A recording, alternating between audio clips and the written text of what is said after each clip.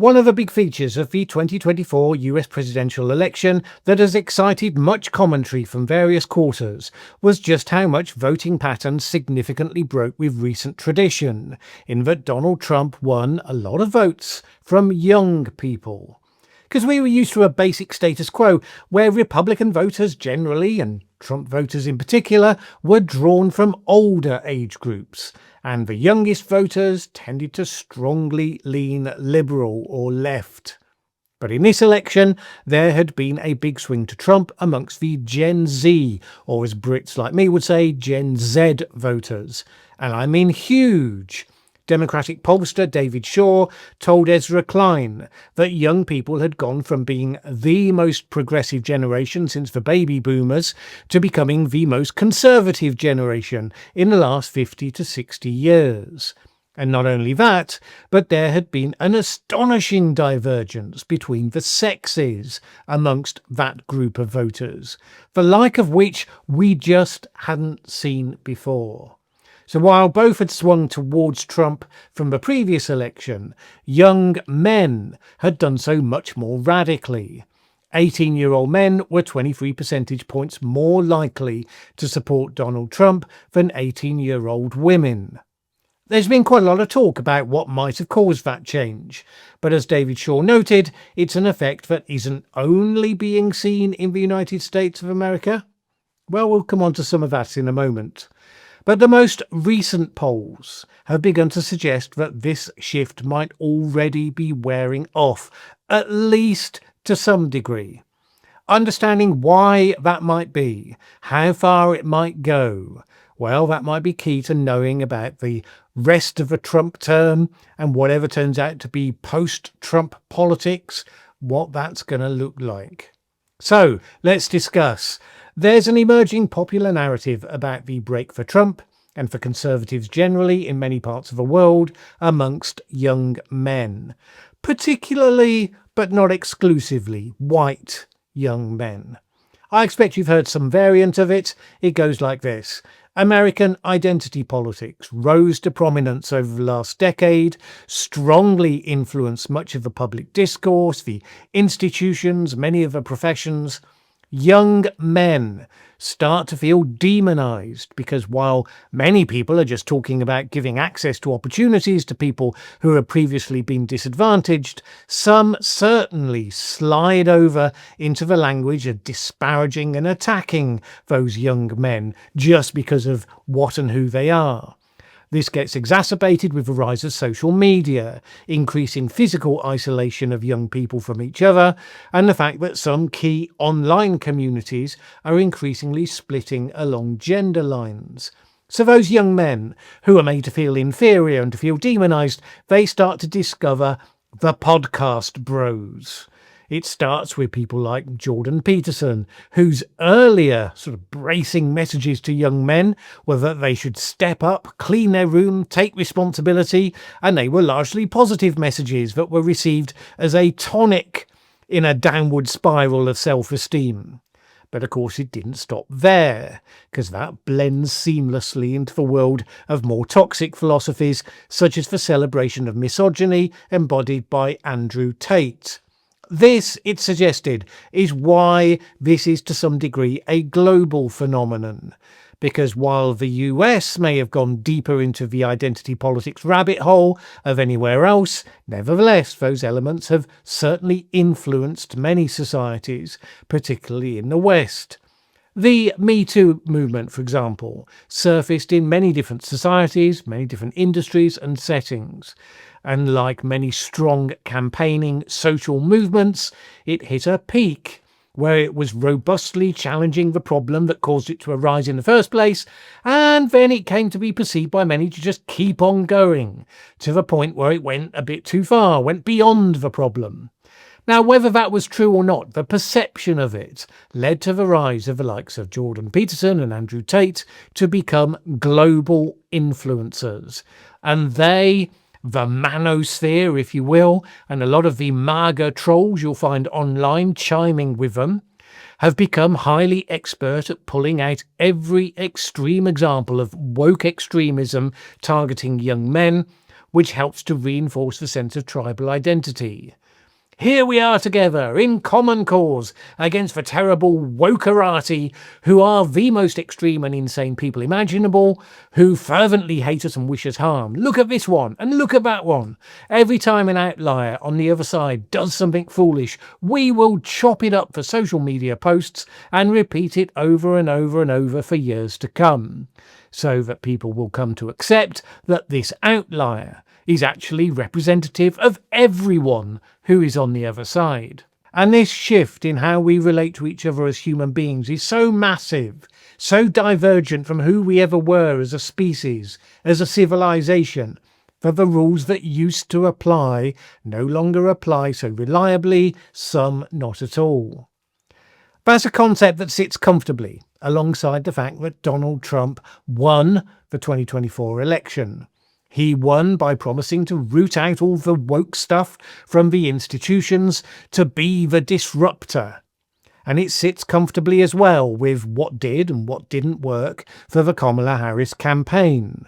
The most effective ad slots for her are rated as the ones that talked about the cost of living crisis as it affected the people who were watching or listening to the ad.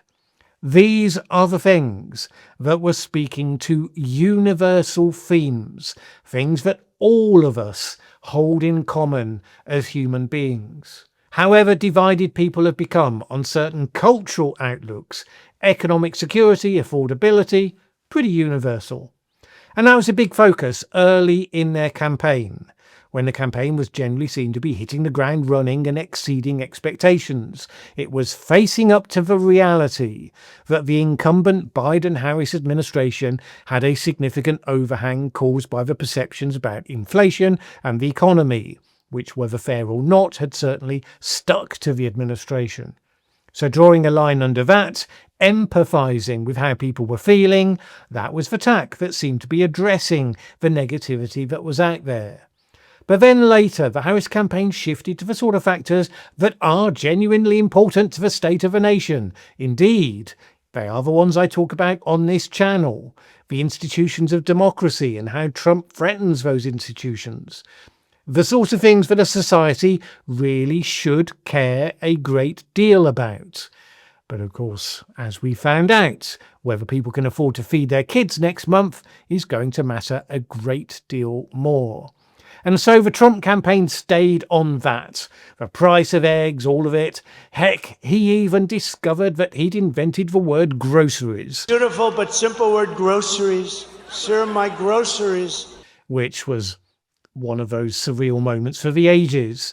And of course, the Trump campaign leaned heavily into the media channels that those young men particularly were to be found in. Trump was there in 3-hour chats with the likes of Joe Rogan, amongst others, was all over TikTok, all over Instagram. And the Harris campaign seeded that ground by avoiding those sort of Wild West locations, certainly the long podcast interviews. Democrats were to be found on traditional media, calling Trump a threat to democracy, which, right now it's hard to argue with the veracity of that claim. But that took them onto the disputed territory, because lots of Trump base had come to see the institutions as part of the problem, and hence he won. Young men, during his first couple of months in office, told pollsters that they were relishing the fact that the new government was squaring up to trash the institutions, installing people who were hated by all the old hands who staffed those agencies, firing people left, right and centre, cancelling programmes. They felt the institutions needed to be completely overhauled. They weren't fit for purpose, that's what they'd been told, and they certainly weren't serving them. So yeah, bring on the creative destruction. Also, one of the things that insulated Trump from many of the issues over recent years has been the fact that one of the big divides now also affects the amount of attention people give to day-to-day politics. The sort of people who read the New York Times or Politico and or watch CNN, the people who engage daily with the cut and thrust of politics, know the names of all the key figures and what they've said and what they've done, those people often lean left. Trump voters particularly have a strong contingent who do not follow the day-to-day of politics, who generally don't see it as that relevant to their lives, except when it, for some reason or another, intrudes on their lives in a way that hurts. They'll notice it then. Those are largely the people who are still broadly pretty fine with Trump, and of course that's partly because they watch Fox News, which doesn't disturb them with much that's happening outside their bubble, however big a stir it's creating in the wider world.